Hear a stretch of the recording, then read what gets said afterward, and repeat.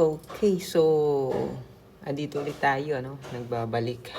So this time we will be discussing naman about the problem here. 500 kilogram block is resting on a 30 degree inclined plane with a coefficient of friction of 0.3.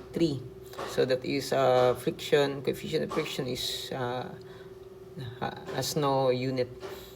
Find the required force P acting horizontally that will start the block up the plane.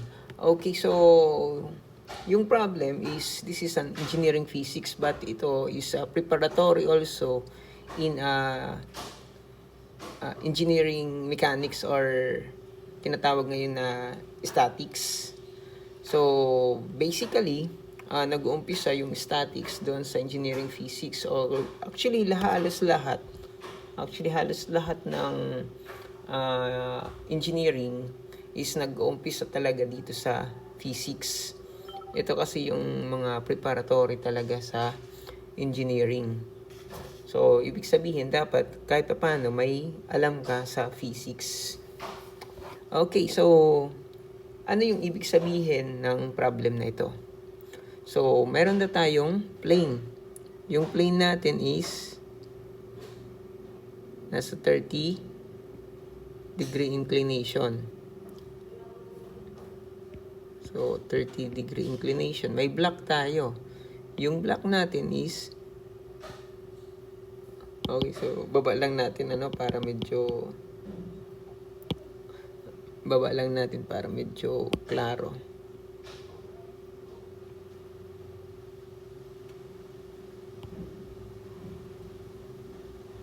Okay, so we have here 30 degree na inclination, tapos yung block natin is nandito.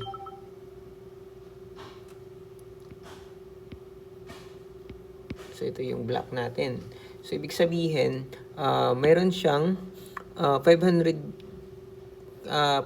kilogram na weight. So once na yung weight mo, lahat ng weight mo is mag-uumpisa dyan talaga, or lahat ng weight mo is papalo yan. Ibig sabihin nakahulog.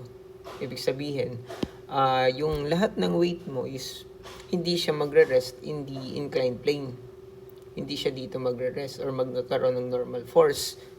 Kasi yung lahat ng weight mo is direkta yan doon sa core ng ating Earth. So, ibig sabihin, lahat yan nakahulog talaga, lahat ng weight natin. Lahat ng naka-plumbob, ganun. So, ibig sabihin, nagkakaroon tayo dito ng ganito. Ito kasi yung magiging normal pa lang dyan eh. Diba? Yun pa lang yung magiging normal sa kanya. So, once na magkaroon tayo ng normal force, yung normal force kasi natin is ganito yan. Ito yung kanyang normal force. Mag-a-act ng normal force 90 degree doon sa plane. Diba? Yun yung mangyayari sa kanya. That is a normal force. Ito yung tinatawag na normal force, or N or NF or N sub F. Okay? So ngayon, yung plane natin, of course, itong bababa to.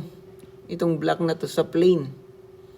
Kaya lang, nire-resist ito kasi mayroon siyang coefficient of friction. Magkakaroon yan kasi nagkikis-kis ito dito. Once na nagkis-kis yan, magkakaroon yan ng friction. Yung friction na yan that is multiplied is equal to the coefficient of friction times the normal force. Diba? Or in F. Yun yung natin, yung magiging friction dyan. Kaya lang is yung problem natin is medyo kakaiba. Kasi the force P acting horizontally. Dito yung P.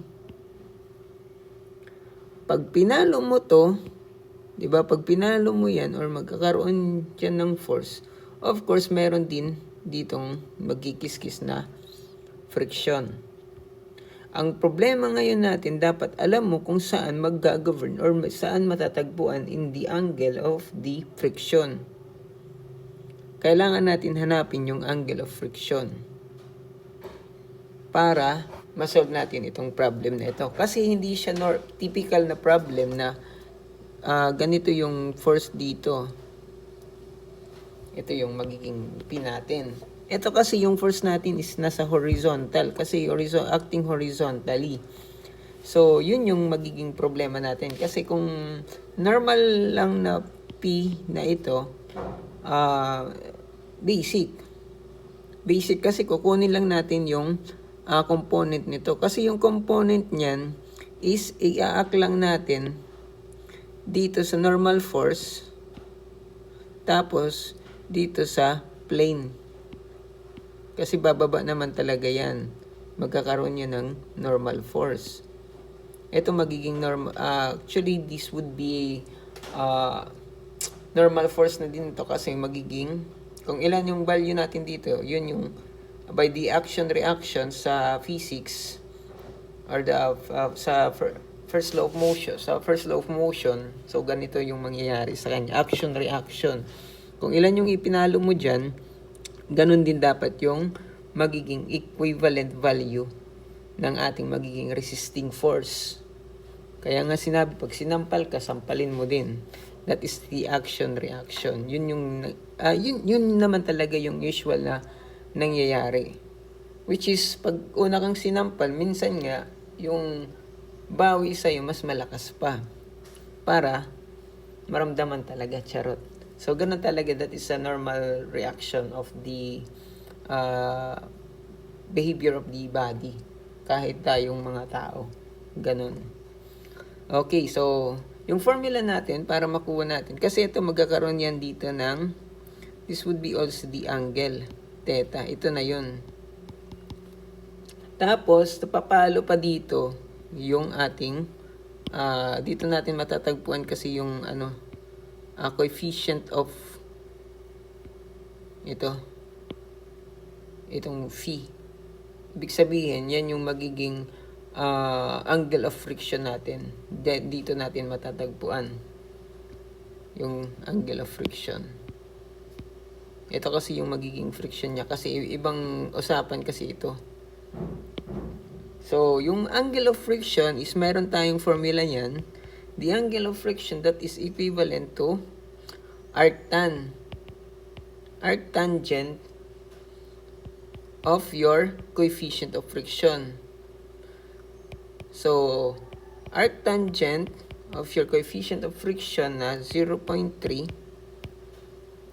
is equivalent to 16.7. Yan. Yan yung ating magiging coefficient of friction. Ibig sabihin, ito pa lang yan. But in that case, we need to have the value of ito. So, ganito yung ating illustration. Ito kasi magiging kukunin natin to lahat.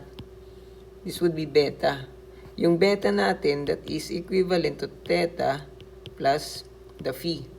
So, we have 30 plus 16.7 beta is equal to 36.7 degree. Ito yung ating magiging. Tapos, pag pinolygon method natin yan, ganito yung mangyayari dyan sa kanyang polygon method. Medyo baliktad, baliktad para kahit paano makita nyo. Ito yung weight, diba? Yung weight natin, this would be pababa. Yung P natin is ganito. Ito yung P natin, diba? Yung P. Tapos, i-close polygon natin yan. Ito ngayon yung ating magiging beta. Ito na yun.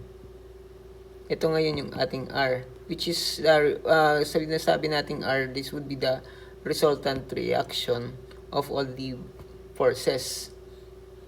Okay? Ito yung weight natin, pababa. Tapos ito yung P, palapat. Punta dito. Tapos ito yung R. Yung R natin is papunta doon. Okay? So, ganito yung paggawa natin ng polygon method. Yung beta natin is nandito. Kasi andito yung beta natin. Okay? So, ganun yung ating paggagawa ng ating problem or ang ating anong tawag doon? Dito sa ating polygon method. So, yung weight natin is ganito yung mangyayari kasi kailangan lang natin itong P, di ba? So, by Pythagorean theorem or by the, what do you call that one? Trigonometric function, kailangan natin ito kasi given tayo nito tapos ito lang yung hinahanap. Huwag na natin gamitin ito. We have the tangent, di ba? Tangent beta is equal to d. Ito yung hinahanap natin, di ba? Beta. Ano yung tangent? That is opposite over the adjacent. Yun. Tama? Kasi ito yung ating angle. So, the tangent is equal to the opposite of this angle is P over the adjacent. Okay? So, manipulate natin yung problem, yung ating equation. So, P that is equivalent to W tangent of beta. Okay? So, yung weight natin, kailangan natin i-multiply pa sa, kasi 500 kinaka-kilogram tayo, kailangan natin i-multiply by 9.81 meter per second. So, ibig sabihin, ito yung gravitational acceleration para maging Newton ito. Okay? Times the tangent of 36.7.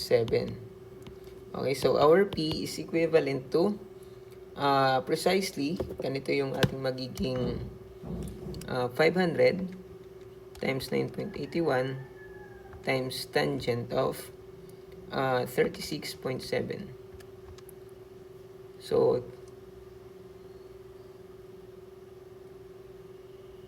hindi 36, 46 pala ito, 46. Kasi 30 ay tanga. Sorry po. 46, that would be 46. So, that is 5205.06 Newton. Okay, so this is 46 ha. Nagkamali tayo dito. So, that is normal lang naman talaga. Lalaki kasi tayo, hindi tayo babae. So, nagkakamali. Lagi tayong mali. Ganun talagang buhay. So, I hope na ganito, basta ganito yung ating, ganito yung ating pagsosolve or the principles on how to solve this problem. So, I hope na may nakuha kayo dito sa ating problem na ito.